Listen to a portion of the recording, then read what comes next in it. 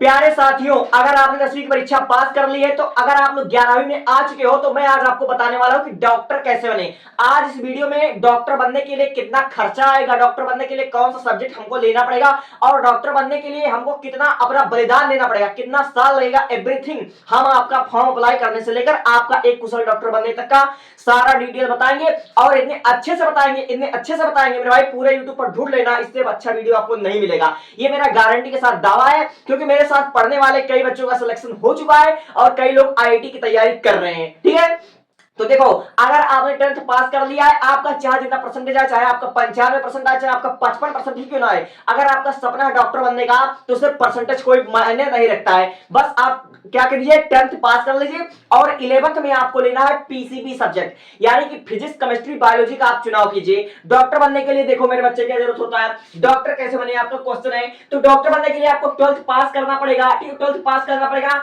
चाहे आप 55% लेकर आओ, चाहे 55% लेकर आओ। डॉक्टर बनने के लिए परसेंट डिसाइड नहीं करता है, मैटर नहीं करता है। ठीक है, अगर आपको डॉक्टर बनना है तो आप लोग क्या कीजिए, 11th क्लास में आप लोग पीसीबी सब्जेक्ट का चुनाव कीजिए। 11th क्लास में आप पीसीबी का चुनाव कीजिए। आप क्या लीजिए, फिजिक्स लीजिए, केमिस्ट्री लीजिए, बायोलॉजी लीजिए, यानी कि आप लोग को 11वीं में बायोलॉजी लेना ही पड़ेगा। अगर आप लोग 11वीं में बायोलॉजी ले लेते हो तो आप लोग बायोलॉजी के साथ साथ, यानी कि 11th से नीट की तैयारी करो। नीट की तैयारी करने का परफेक्ट टाइम होता है 11th। और मेरे बच्चों, किसी भी कीमत पे अपना 11th बर्बाद मत करना। 11th अगर बर्बाद कर दोगे तो बहुत पछताओगे। मैंने बहुत से ऐसे लड़कों को देखा कि 10 पास कर लेते अच्छे मार्क्स से, फिर उनके अंदर अहंकार आता है, घमंड आ जाता है कि यार एक साल अब एंजॉय करें। बहुत बड़ी मूर्खता करोगे मेरे, बहुत बड़ी मूर्खता करोगे। इसलिए 11th को बर्बाद मत करना। 11th से चाहे तुम नीट की तैयारी करना, चाहे जिस एग्जाम की तैयारी करना, लेकिन अगर तुम्हारा सपना है तो 11th से तुम्हें नीट की तैयारी करना ही होगा। टाइम को बर्बाद मत करना, वरना तुम बहुत रोओगे। अब सुनो हमारी बात, आपने ले लिया 11वीं में पीसीबी, यानी कि फिजिक्स, केमिस्ट्री, बायोलॉजी ले लिया आपने। ठीक है, अब उसके बाद आप क्या करोगे, 11 पढ़ोगे, 12 पढ़ोगे, बोर्ड एग्जाम की तैयारी करोगे, नीट की भी तैयारी करोगे, और फिर उसके बाद क्या करोगे, आप 12 के साथ नीट का फॉर्म अप्लाई कर दोगे। और नीट का फॉर्म अप्लाई करने के लिए अगर आप लोग जनरल कैटेगरी से हो तो आपका 1700 रुपए लगेगा। और हाँ, 2026 में आप आए हो, 2027, 2028 में ये जो पैसे हैं वो कुछ घट बढ़ सकते हैं। फिलहाल मैं 2026 और 27 की रेट बता रहा हूं। अगर आप लोग जनरल कैटेगरी से हो, तो आपका 1700 रुपए लगेगा फॉर्म भरने के लिए। अगर आप लोग ओबीसी में आते हो तो आपका मतलब कितना लगेगा, ओबीसी में आते हो तो आपका 1600 रुपए लगेगा। अगर आप लोग एसटी में या एससी में आते हो तो आपका 1500 रुपया लगेगा। ठीक है, एसटी या एससी में आते हो तो आपको 1500 रुपया लगेगा। इस बात को आप लोग जान लीजिए। तो यानी कि आपको 11-12 बायोलॉजी सब्जेक्ट से पढ़ना है, और बायोलॉजी से पढ़ने के बाद आपको नीट की तैयारी करते हुए 12 एग्जाम के साथ 12th का आप बोर्ड दोगे फरवरी में। ठीक है, फरवरी या मार्च में दोगे, और फिर उसके बाद नीट का परीक्षा होगा जो मई में होगा। मई के पहले सप्ताह में आपका नीट का परीक्षा होगा। और मैंने बता दिया कि 1700 रुपए लगेगा, 1600 रुपए लगेगा, 1500 रुपए लगेगा फॉर्म भरने के लिए। अब देखो, नीट परीक्षा होता क्या है। नीट परीक्षा में हमको क्या करना पड़ता है, देखो नीट की परीक्षा में टोटल 180 क्वेश्चन होते हैं। 180 क्वेश्चन होते हैं और 180 क्वेश्चन को मात्र 180 मिनट में ही सॉल्व करना होता है। यानी अगर आपको डॉक्टर बनना हो तो आपकी स्पीड इतनी फास्ट होना चाहिए कि आप लोग एक मिनट में एक क्वेश्चन को पढ़ लो, उसको सॉल्व कर लो और वह गोला भी भर दो। यानी कि जो हमारा नीट का टेस्ट होता है 180 क्वेश्चन हमारा होता है और 180 मिनट में हमको करना पड़ता है। देखो मेरे बच्चा, 180 क्वेश्चन होता है, 180 क्वेश्चन में हमारा 90 क्वेश्चन बायोलॉजी के होते हैं, 45 क्वेश्चन फिजिक्स के होते हैं और 45 क्वेश्चन केमिस्ट्री के होते हैं। लेकिन ये जो एग्जाम है, नीट का एग्जाम नेशनल लेवल का एग्जाम है मेरे भाई, नेशनल लेवल का एग्जाम है। ये सुनने में जितना आसान लग रहा है इतना आसान होता नहीं है। ठीक है, अब मैंने बता दिया, अगर आपने नीट को क्वालिफाई कर लिया, नीट को अगर आपने क्वालिफाई कर लिया तब उसके बाद क्या होगा, देखो नीट होता है 720 मार्क का। नीट कितना होता है, 720 मार्क का होता है। नीट हमारा कितना होता है, 720 मार्क का होता है। अगर आपको गवर्नमेंट कॉलेज चाहिए तो गवर्नमेंट कॉलेज में जाने के लिए आपको कम से कम 625 से 650 नंबर आपको लाना पड़ेगा। 720 में आपको 625 से ऊपर लेकर आओगे तो आपको गवर्नमेंट कॉलेज मिलेगा।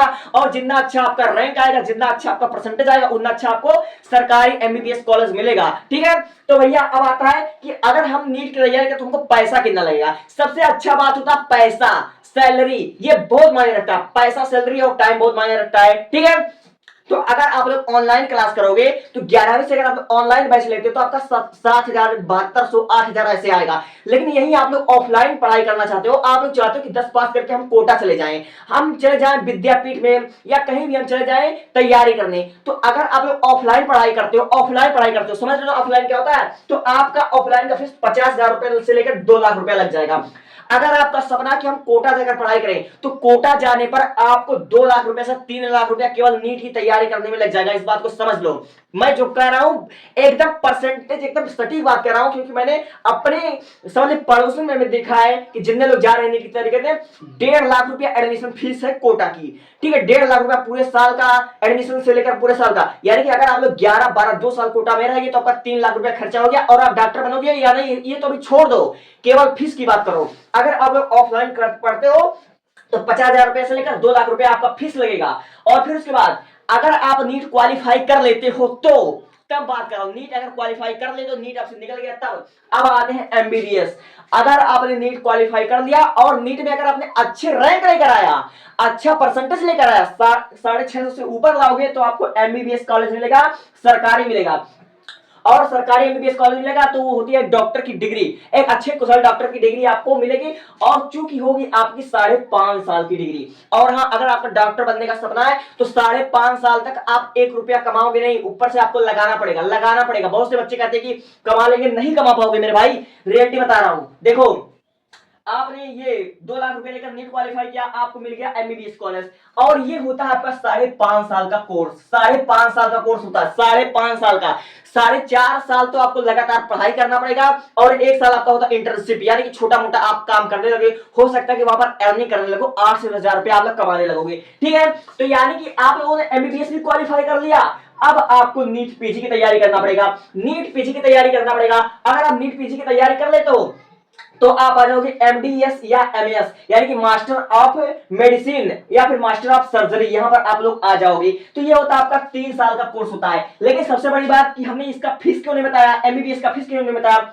देखो, एक एमबीबीएस की पढ़ाई करने में आपको कितना मतलब पैसा लग सकता है, ये आपका मार्क डिसाइड करेगा। यानी कि अगर आप लोग 650 से अगर ज्यादा लेकर आओगे तो आपका 25 लाख से लेकर 40,000 तो आराम से लग जाएगा, चाहे भले गवर्नमेंट कॉलेज में हो। ठीक है, अगर आप यहीं पर रैंक वाले 710 लेकर आओगे तो पूरे एमबीबीएस की पढ़ाई 10-20 हजार रुपए में हो सकती है। अगर आप 625 लेकर आओगे तो 20-25 लाख रुपए तो आराम से निकल जाएगा। अगर आप नीट एग्जाम में 100-200 नंबर नहीं ला पाते तो भैया करोड़ों रुपया लग जाएगा। ये मैं रियलिटी बता रहा हूं। ठीक है, कोई फेंक कर बता नहीं रहा हूं कि आप लोग फंस जाओ जंजाल में। पहले आंख खोल कर देख लो उसकी रियलिटी क्या है, तब फिर उतरना मैदान में। अगर 620 से 625 नंबर लेकर आते हो तो आपका 20 से 25 लाख रुपए आराम से लग जाएगा 5.5 साल में। ठीक है, और एम्स जैसा अगर आपको कॉलेज मिल गया तो भैया एम्स कॉलेज में मजे ही मजे। लेकिन एम्स कॉलेज में आपको जाने के लिए 700 से ऊपर होना चाहिए, 701 नंबर, 710 नंबर, 715 नंबर। अगर आप 701 नंबर लेकर आते हो तो आपको 10-20 हजार रुपए में 5.5 साल की पढ़ाई फ्री हो जाए, क्योंकि एम्स एक गवर्नमेंट कॉलेज है और इंडिया का बेस्ट कॉलेज है। ठीक है, तो आपका 5.5 साल लग गया।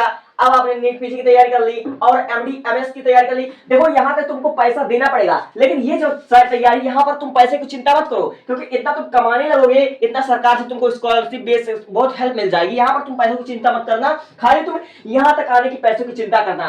नीट की तैयारी करोगे 50,000 से 2 लाख रुपया लग जाएगा।